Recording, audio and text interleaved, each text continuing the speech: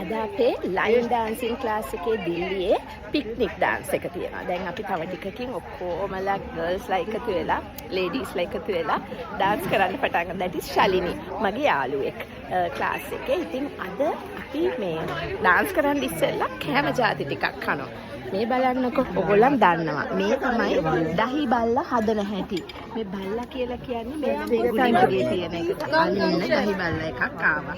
so මේ තියෙන්නේ දැන් මගේ යාළුවා දෙව්ලා I'm speaking in Sinhala okay so මේ මගේ යාළුවා දෙව්ලා ඒ දහි බල්ලා එකක් හදාගෙන කනවා.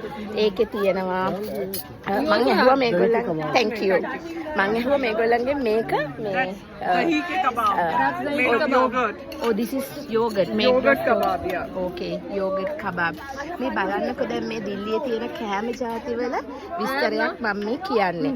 ඉතින් මේක කිරි තියෙනවා, දෙලුන් ඇට තියෙනවා. එතකොට ඒකේ නයි thank you නයි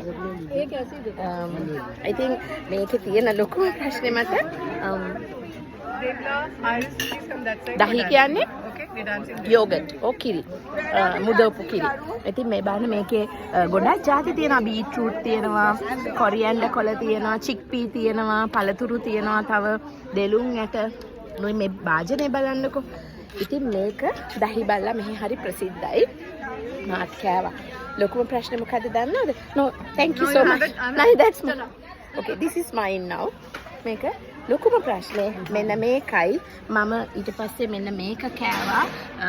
ඒකේ කෑවේ ගොල් ගප්පා. ඒ කියන්නේ පාඩි පූරි. මේ ඔක්කොම විසි කරනවා මේ භාජන. මට හරි දුකයි ඒ ගැන නම්. ඉතින් මම දැන් මේ දෙකම අරන් යන්න හදන්නේ ගෙදර.